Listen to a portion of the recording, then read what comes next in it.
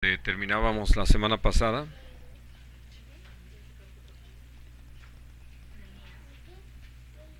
quitaste el que había dejado hasta arriba en la página de conta? Como hasta arriba que tenía como una banderita en la Facebook. Que aparecía el video con para ver el play. ¿Ya no está ya? Yo lo había dejado allí. Hasta arriba. Y dice a partir del versículo 18: Entonces les declaré cómo la mano de mi Dios había sido buena sobre mí, y asimismo las palabras que el rey me había dicho. Y dijeron: Levantémonos y edifiquemos. Así esforzaron sus manos para bien. Pero cuando lo oyeron Sanbalat horonita, Tobías el siervo amonita y Gesem el árabe, hicieron escarnio de nosotros y nos despreciaron, diciendo: ¿Qué es esto que hacéis vosotros? ¿Os rebeláis contra el rey? Y en respuesta les dije: El Dios de los cielos, Él nos prosperará, y nosotros sus siervos nos levantaremos y edificaremos, porque vosotros no tenéis parte ni derecho ni memoria en Jerusalén. Ahora, la razón de retomar este pasaje tiene que ver con el hecho de cómo el Señor, en ese trato que tiene con nosotros, nos ha enseñado la importancia de que nos animemos unos a otros, que podamos provocarnos en ese amor, en ese poder de Dios, al amor y a las buenas obras, y podamos entonces, por la misma gracia de Dios, caminar de tal forma que en todas las cosas Dios sea glorificado. Porque lo que podemos encontrar es que en la situación en la que muchos ya están viviendo, como lo estábamos considerando al inicio del estudio de Nehemías, situaciones a veces críticas, difíciles, con muchos problemas como los que nosotros conocemos y Dios nos ha permitido también vivir. En medio de eso, si algo necesitamos, es alentarnos los unos a los otros. ¿Por qué? Porque finalmente lo que puede suceder es que venga el desánimo. Y cuando nosotros damos lugar al desánimo, vamos a dejar de lado todo lo que es importante, aquellas cosas en las que Dios desea que estemos ocupados. Y voy a pedirles que, para iniciar ya nuestro estudio de hoy, leamos en Primera de Tesalonicenses, en el capítulo 5.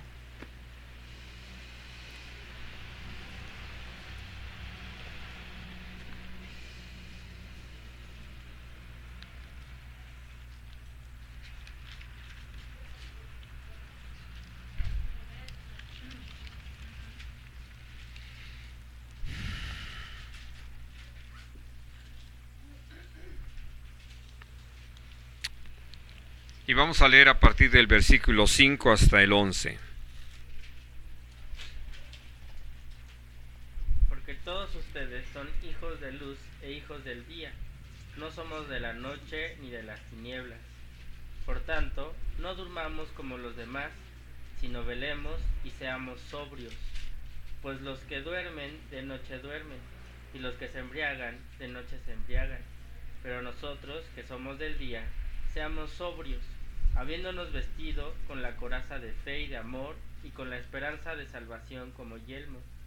Porque no nos ha puesto Dios para ira, sino para alcanzar salvación por medio de nuestro Señor Jesucristo, quien murió por nosotros, para que ya sea que velemos o que durmamos, vivamos juntamente con Él. Por lo cual, anímense unos a otros, edificándose unos a otros, así como lo hacen.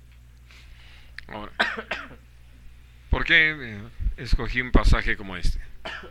Por el tiempo en el que estamos, donde lo que el Señor nos llama es a tener presente cómo ha estado recordándonos a través de todos los hechos que Jesús viene pronto, y que en medio de todo esto, si algo necesitamos, es animarnos aún a los que están cansados o desalentados a permanecer, porque no tarda ya el Señor en venir, en que todo esto que nos ha hablado se cumpla, y que por eso necesitamos, así como lo acabamos de leer, animarnos los unos a los otros. ¿Con qué palabras? Que no somos hijos de las tinieblas, sino somos hijos de luz, somos hijos de Dios, y lo que necesitamos es estar atentos para que no nos vaya a sorprender aquel día como ladrón en la noche, ¿no? Y aquí usa esta expresión, que no durmamos como los demás, sino que velemos y seamos sobrios. Y viene a ser importante por todo lo que vamos a estar considerando el día de hoy, y que les pido que lo tengan presente. Yo creo que al final vamos a regresar un poco a este pasaje, pero lo que dice al final es esto: esta es una tarea para todos. Todos necesitamos entender la importancia que tiene el animarnos, y animarnos a las buenas obras, a practicar el amor, a estar bien comprometidos con respecto a lo que Dios nos ha preparado. Y vamos a leer en Deuteronomio esto que Moisés hablaba con el pueblo de Israel, y la forma en que el Señor estuvo dando testimonio de alguien que iba a quedar en su lugar, porque él se estaba despidiendo. Y entonces, en medio de una situación como esa, lo que nosotros podemos entender es qué fácil pudiera uno desanimarse pensando que alguien como Moisés, que había sido usado por Dios, simplemente ya no iba a estar. Y entonces, ¿qué se iba a hacer? ¿Cómo se iba a hacer? ¿De qué forma iban ellos a proceder, ¿no? Vamos en razón precisamente de cómo es que lo que se había iniciado, la tarea a la que Dios había llamado a Moisés, cómo se iba a concluir ahora que él ya no iba a estar. Bueno, en ese, perdón, no les di el capítulo, ¿vale? Capítulo 1.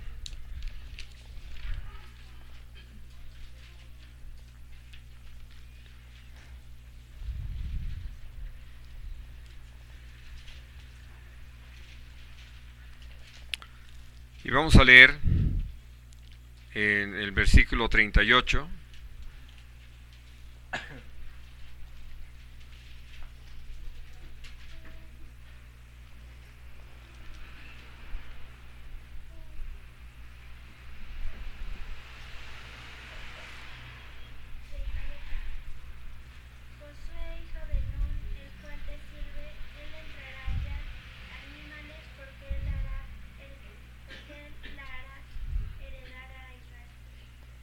Así es decir, esta palabra Dios se la da a Moisés, porque dentro de lo que necesitaba hacer era animar a Josué, alguien que había estado con él prácticamente los últimos 40 años.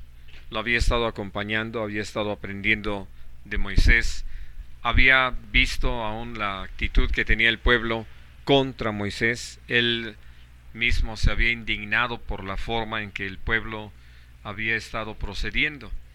Y entonces por eso el Señor le habla a Moisés de cómo es necesario animar a Josué para que él, en ese llamado y la forma en que Dios lo había preparado, tome esa responsabilidad. Puedo decirles, por lo que leemos al final de Deuteronomio, que Dios da testimonio de que nunca se levantó otro como Moisés. Pero al mismo tiempo sí es importante entender que no hacía falta otro como Moisés, porque lo que a Moisés le correspondió había sido realizado, y todo lo que se requería era alguien que, tomando toda esa labor, concluyera, trajera un buen resultado, como el Señor se lo dijo a Moisés. Él hará que el pueblo herede esa tierra prometida. Vamos al capítulo 3, también allí de Deuteronomio.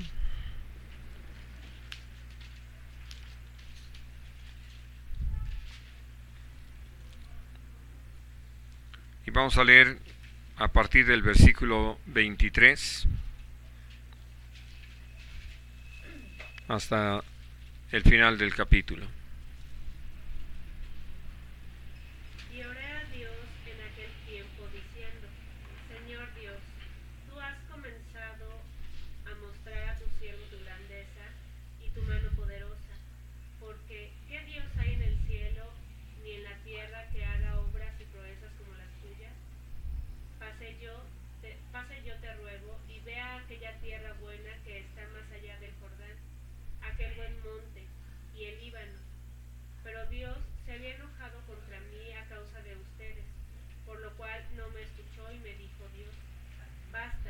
me hables más de este asunto. Sube a la cumbre del Pisga y alza tus ojos al oeste y al norte y al sur y al este y mira con tus propios ojos, porque no pasarás el Jordán.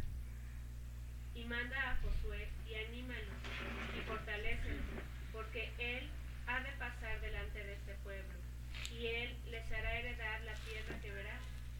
Y paramos en el valle delante de Bet-peor. Ahora, aquí lo que comparte Moisés con todo el pueblo es que el hecho de animar a Josué para que él tomara las riendas no era porque él se había dado por vencido, no es porque él hubiera perdido el ánimo, no es porque en forma alguna él hubiera dicho, ya estoy hasta mi coronilla, no voy a estar soportando más este pueblo. Él estaba dispuesto a seguir, él anhelaba poder entrar en la tierra prometida, pero simplemente por haber dado lugar a su enojo y haber procedido con ese enojo ante un mandato de parte del Señor, Dios por eso le dijo que no iba a entrar en la tierra prometida, y que como resultado de eso era necesario que alguien que había sido preparado y que había caminado en el temor de Dios pudiera ocupar su lugar y hacer la tarea. Y este era Josué. Por eso Dios le vuelve a hablar acerca de la importancia de animarlo. Y una cosa muy importante que dice aquí, anímalo y fortalécelo, ¿no? Vamos a leer en el capítulo 31 ahí de Deuteronomio.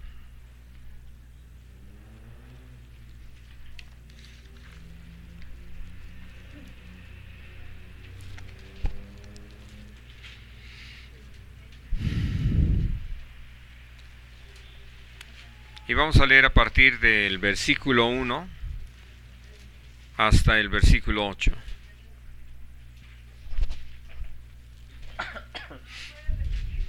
(31)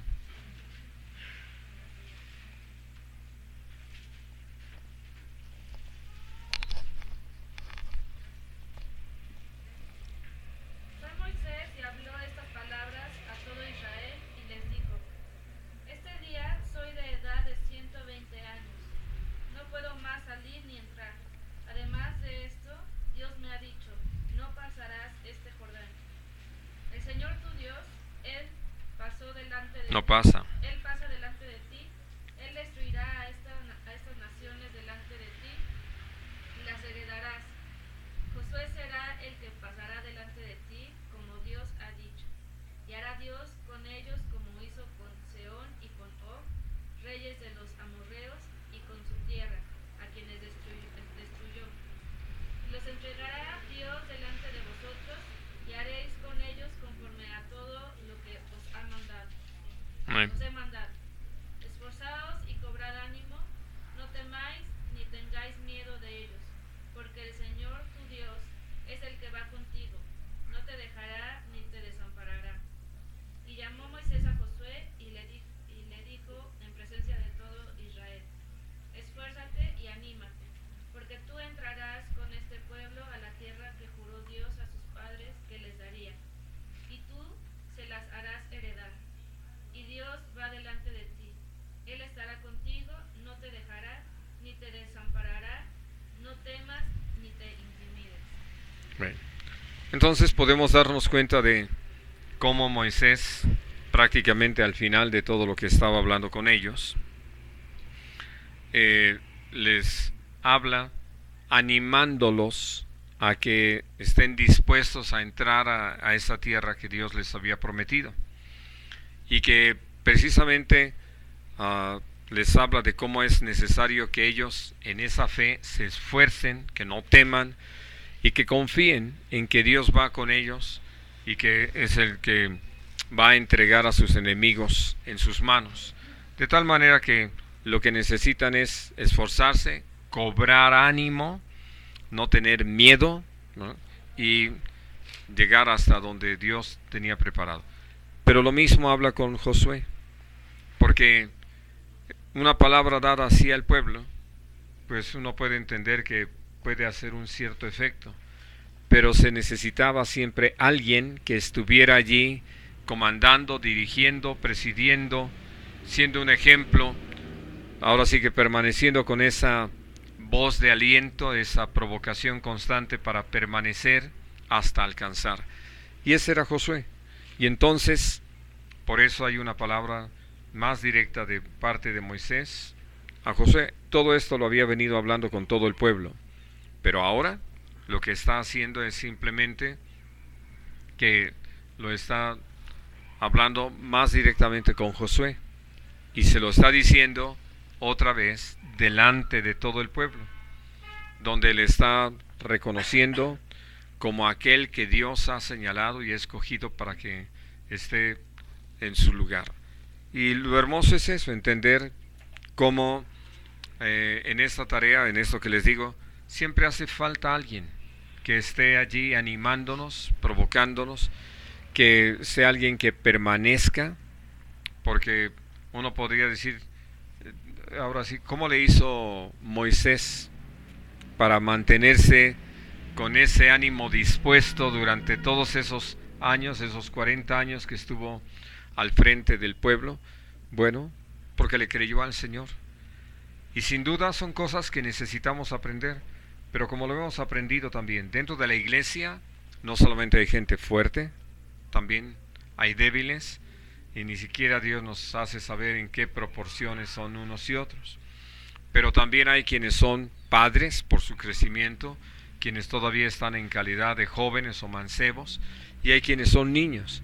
Y por lo tanto siempre hace falta precisamente el papel de los ancianos de la iglesia, de la gente madura espiritualmente, y que mantenga la visión y que entienda la importancia de estar animando a los demás a permanecer y a poder realizar toda una labor día tras día, sin perder de vista a qué nos ha llamado el Señor. Porque lo que sí nos puede suceder, y puede uno decir, de hecho ha sucedido, es cómo se ha perdido de vista de repente cuál es nuestra verdadera tarea. Y llega el momento en que, ocupados en cosas que no convienen, se pierde el ánimo por todo lo que finalmente no está en esa perfecta voluntad de Dios. Y entonces no va a haber los resultados que el Señor promete, por cuanto estamos ajenos a todo lo que Dios ha establecido. Y al ver entonces este papel donde un líder anima a otro a realizar una tarea, porque creo que ustedes lo han vivido, hablando de situaciones así, donde podemos ver a gente entusiasta, colaboradora, y que sin duda hasta tiene entendimiento de lo que conviene hacerse. Gente que podemos calificar de sabios, entendidos, pero que cuando se trata ya de hacer algo de más trascendencia, de mayor peso, pues vienen y dicen, aquí está, ¿no? Porque no se atreven a hacerlo. Y en un sentido uno podría decir que bueno que están en esa actitud donde no están confiando en sí mismos, pero por otro lado uno espera que al trabajar con ellos aprendan a confiar en Dios, y que cuando Dios les encomiende algo tengan la seguridad de ese llamado de parte de Dios y caminen con esa certeza, con esa decisión. Y entonces lo que para nosotros es importante ver cómo el Señor siempre ha estado trabajando, buscando que la labor permanezca. Y creo que prestando atención a esto, vemos cómo nuestro Señor Jesucristo trabaja con los apóstoles y constantemente los anima a caminar en la fe, a experimentar lo que es la dirección de Dios, nuestro Padre, del Espíritu Santo. Les habla sobre ello, porque algo que también necesitamos entender, como lo entendió Moisés en su momento, que nuestro tiempo se acaba y entonces es necesario dejar listo el terreno para ver quiénes se ocupan de la tarea. Y lo podemos ver después con los mismos apóstoles, que al hacer discípulos podían reconocer a aquellos que tenían un mayor crecimiento, podían llamarlos para que tomaran responsabilidades en las congregaciones, y aún, como lo leemos más en el caso del apóstol Pablo, él llevaba consigo a varios hermanos que iban aprendiendo de él, no solamente en cuanto a la iglesia, sino a las iglesias y a todas las diferentes situaciones que podían presentarse. Y todo esto pues trajo como resultado que había gente ya lista para animar a otros, para que la obra prosiguiera.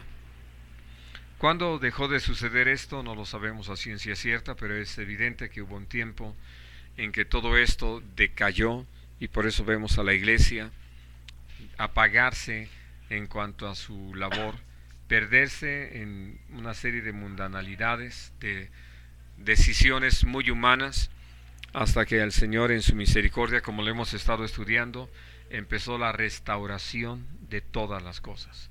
Y en eso estamos.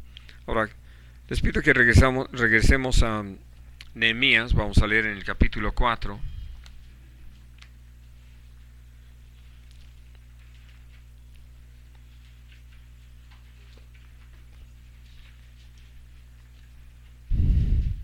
Y vamos a leer el versículo 6.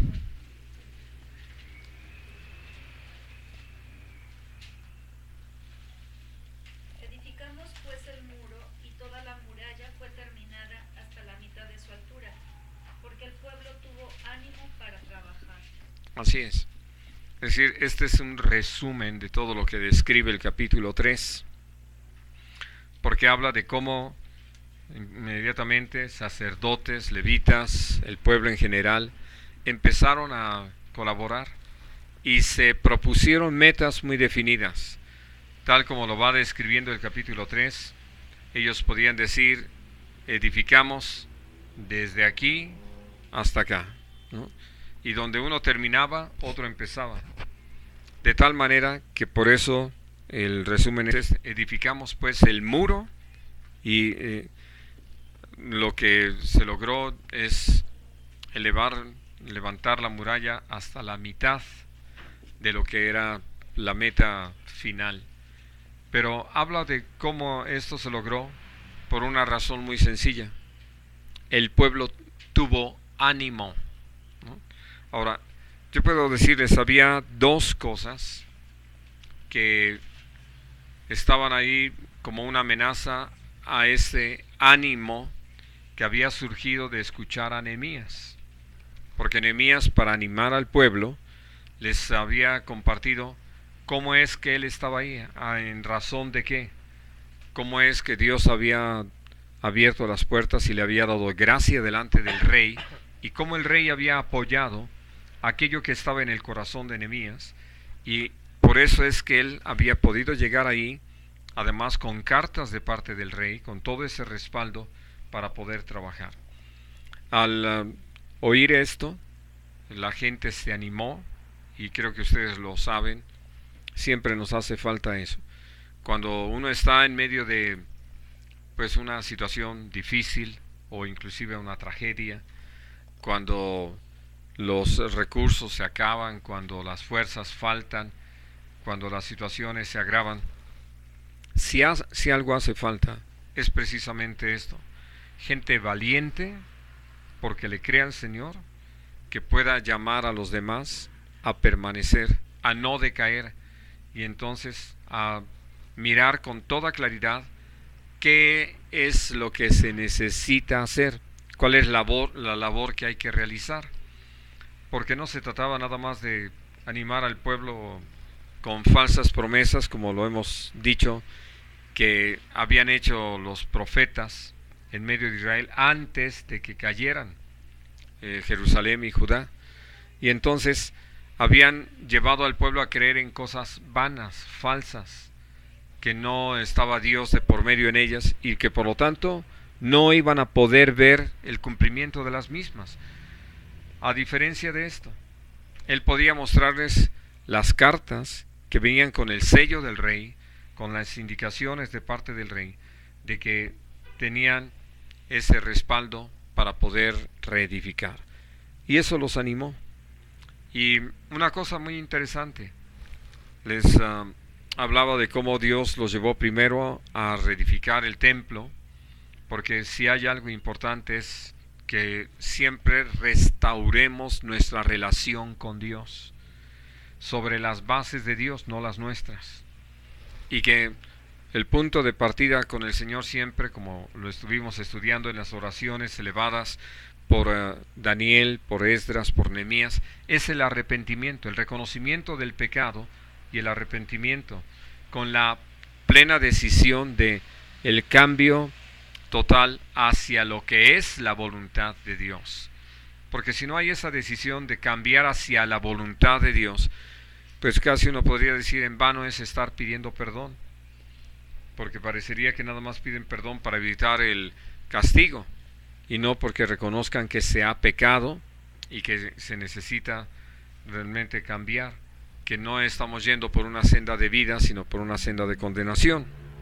Ahora, una vez que ellos habían reedificado el templo, el altar primero, luego lo que es el santuario, ellos prácticamente, como lo hemos estudiado, se habían quedado quietos y se habían ocupado más de construir sus casas, de plantar sus tierras, de cultivar su ganado, con los resultados que leíamos allí en Ageo, ¿no?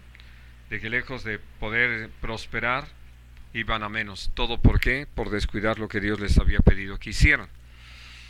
Pero ya una vez que estaba reedificado el templo, que estaba el altar en funcionamiento, lo que era necesario era levantar el muro. Y llamo su atención a esto porque algunos dirían, pues vamos a reconstruir o reedificar las casas para poder habitar. Sí, solamente que por no tener el muro, tal como lo vemos hoy en nuestra sociedad, ¿no? Debido a que no se ha levantado lo que protege, entonces nos hemos vuelto muy vulnerables. Todo esto que leemos constantemente en las noticias, de cómo es que sigue habiendo los hurtos, los homicidios, los secuestros, los fraudes y demás, obedece a eso, a que no se ha levantado ese muro para proteger. Por eso es que Dios guió a Nehemías a que se levantara el muro, porque una vez que se está protegido, entonces podemos dedicarnos a hacer lo demás que sea necesario, pero bajo esa protección. No me adelanto mucho porque con la ayuda de Dios quiero hablarlo después cuando hablemos de la terminación del muro, pero solamente les recuerdo lo que dice el Salmo 91. El que habita al abrigo del Altísimo mora bajo la sombra del Omnipotente, porque el Señor se vuelve un castillo alrededor nuestro. Y eso es precisamente lo que necesitamos, estar seguros bajo la protección del Señor. Que eso es lo que muchos, lejos de buscar, lo han pasado por alto, se han ocupado en sus cosas, piensan que es mejor ocuparse en algo que pretenden ellos les pueda dar seguridad en el futuro. Y se olvidan de toda esa historia de los jueces, que cuando el pueblo estuvo en ese plan, lo único que lograban era que sus enemigos vinieran, y todo aquello en lo que habían puesto los israelitas su esperanza para poder subsistir, los enemigos se los robaban. Y entonces ellos volvían a una situación de pobreza hasta llegar a la extrema pobreza. Ahora, esta era la visión. Y yo les decía, al empezar a construir o reedificar el muro, ellos tenían dos amenazas muy fuertes. Una venía de fuera, que era la actitud de Sanbalat, de Tobías y de Gesem, junto con los amonitas, los árabes, etc. Pero por otro lado estaba lo interno, y puedo decirles que esas dos cosas sin duda desaniman, pero creo sobre todo que desanima más lo que viene de dentro, porque como lo dice el Salmo 55, Si me hubiera herido un enemigo, bueno, lo habría soportado. ¿Qué se podría esperar de un enemigo? Pero dice, al parecer, tú íntimo mío, que juntos comunicábamos dulcemente los secretos en la casa de mi Dios, ¿no? La gente a la que se le ha dado más confianza, los que están de alguna manera coparticipando, gente que vive con nosotros, convive, comparte, recibe al igual que nosotros las experiencias con las que Dios va enriqueciendo nuestra vida. Y entonces, por eso es muy pesado. Por eso quiero pedirles que leamos en el capítulo 3, ahí mismo de Nehemías.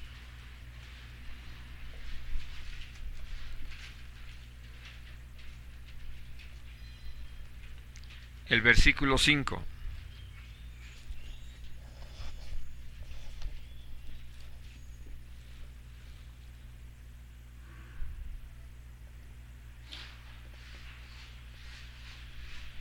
Hermana Carmelita.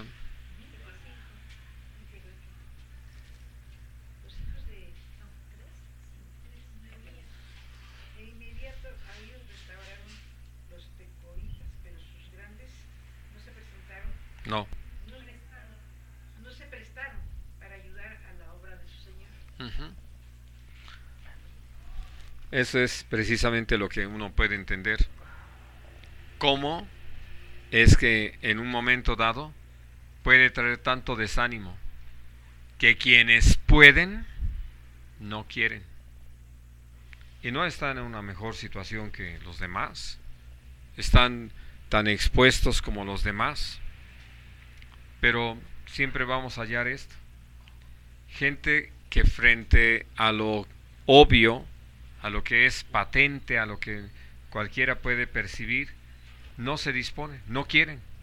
Y entonces, ante una situación así, uno podría desanimarse, ¿no? Ahora, quiero pedirles que leamos en el libro de Números, en el capítulo 32.